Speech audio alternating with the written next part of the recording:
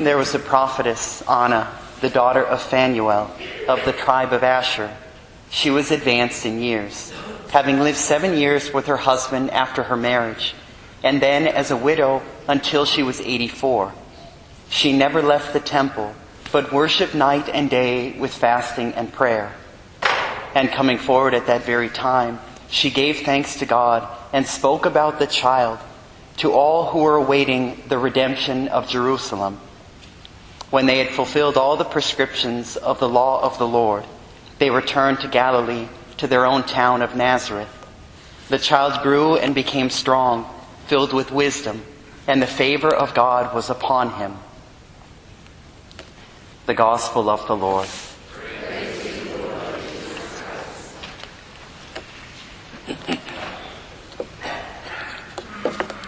2 days ago, on Monday, and looking out, most of you were here, I shared that I began this weekend a book about Chiara Corbella, an Italian young woman who died just a few years ago, a wife and a mother. The book is entitled A Witness to Joy, and it just gets better and better, so I highly recommend it to all.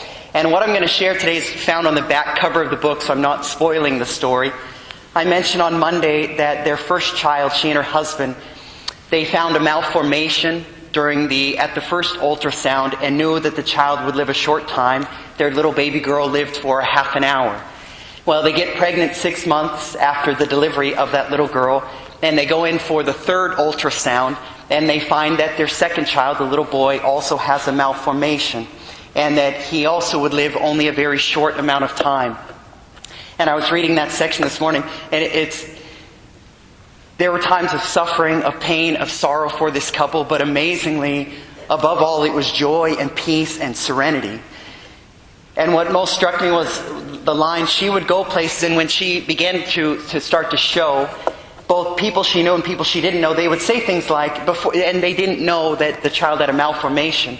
They would say things like, "Oh, what are your plans for the summer?" Because the little boy was due right at the start of the summer. And she would say things like, "Oh, actually I don't know. My little boy has an appointment in paradise shortly after he's born." With this big beaming smile.